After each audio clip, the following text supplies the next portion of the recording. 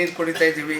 So ನಾನು ಒಬ್ಬ ಗುಜರಾತಿಯಾಗಿ ನಾನು ಸುಮಾರು ಹೋರಾಟಗಳು ಕರ್ನಾಟಕದಲ್ಲಿ ಯಾವ್ಯಾವ ರೀತಿ ಹೋರಾಟಗಳು ನಡೆದಿದೆ ನಾನೆಲ್ಲ ಕಂಡಿದ್ದೀನಿ, ನಾನು ನೋಡಿದ್ದೀನಿ. ಆದರೆ ಬರೀ ಕನ್ನಡಿಗರು ಮಾತ್ರ ಹೋರಾಟ ಮಾಡ್ಕೋಬೇಕಾಗತ್ತೆ.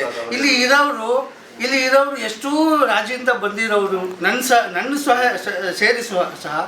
ಸೊ ಎಲ್ಲರೂ ಈ ಒಂದು ವೇದಿಕೆಗೆ ಬರಬೇಕು. ಯಾಕಂದರೆ ಲಾಠಿ ಚಾರ್ಜ್ ಆಗುತ್ತೆ, ಎಷ್ಟು ಕೇಸ್ಗಳು ಹಾಕಿಸ್ಕೊಳ್ತೀವ, ಎಷ್ಟೊಂದು ನಾವು ನೋಡ್ತೀವಿ, ಆ ಘಟನೆಗಳು ನಾವು ನೋಡ್ತೀವಿ, ಟಿ ವಿಯಲ್ಲಿ ನೋಡ್ತೀವಿ, ರಿಯಲಲ್ಲಿ ನೋಡ್ತೀವಿ.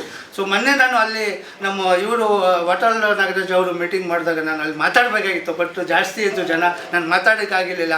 ಸೊ ದಯವಿಟ್ಟು ಗುಜರಾತೀಸ್ ಆಗಲಿ, ಮರಾಠೀಸ್ ಆಗಲಿ, ಯಾರು ಬೇರೆ ರಾಜ್ಯವರು ಯಾರಾಗಲಿ, ಈ ನಮ್ಮ ಹೋರಾಟಕ್ಕೆ ಕಾವೇರಿ ಹೋರಾಟ ಇನ್ನೂ ಯಾವುದೋ ಒಂದು ಹೋರಾಟ ನಡೀಲಿ, ಯಾವ್ಯಾವ ರಾಜ್ಯದಲ್ಲಿ ಇರ್ತೀವಿ ಎಲ್ಲರೂ ಸಪೋರ್ಟ್ ಮಾಡಬೇಕು.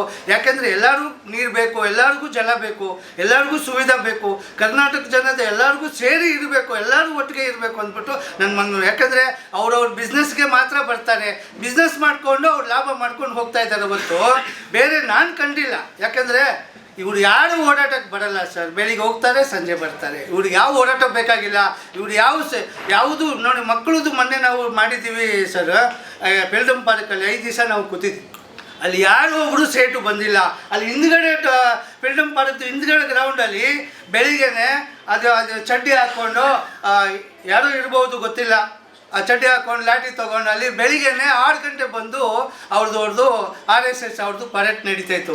ನಾನು ಹೋಗಿ ಅಲ್ಲಿ ವಿಡಿಯೋ ಮಾಡಿದ್ದೀನಿ. ಅವ್ರಿಗೆ ಈ ಹೋರಾಟಕ್ಕೂ ಸಂಬಂಧನೇ ಇಲ್ಲ ಅಂತ ಅಂದ್ಕೊಳ್ತೀನಿ. ಅವ್ರು ಯಾರು ನಮ್ಮ ದೇಶದವರು ಇದ್ದಾರೆ, ಅವರೆಲ್ಲ ಮಾರ್ವಾಡೀಸು, ಗುಜರಾತೀಸು ಎಲ್ಲರೂ ಇರ್ಬೋದು. ಬಟ್ ಹೋರಾಟಕ್ಕೆ ನಮ್ಗೆ ಬೇಕಾಗಿರೋದು ವಸ್ತುಗಳಿಗೆ ಸರ್ ಎಲ್ಲರೂ ಸೇರಿ ಹೋರಾಟ ಮಾಡಬೇಕು ಅಲ್ವಾ ಸರ್ ಅಂತ ಮನವಿ ಮಾಡ್ಕೊತೀನಿ. ಎಲ್ಲರಿಗೂ ಹೇಳ್ತೀನಿ, ನಾನು ಈ ಹೋರಾಟಗಾರಿಗೂ ಕೂಡ ಹೇಳ್ತೀನಿ, ನೀವು ಕರ್ಕೊಂಬರ್ಬೇಕು. ಅವ್ರು ಬಂದಿಲ್ಲ ಅಂದರೆ ಅವ್ರ ಕೊಲೆ ನೀರು ಕಟ್ ಮಾಡಿ, ಅವ್ರದ್ದು ಬಾತ್ರೂಮ್ ಕಲೆಕ್ಷನ್ ಕಟ್ ಮಾಡಿ.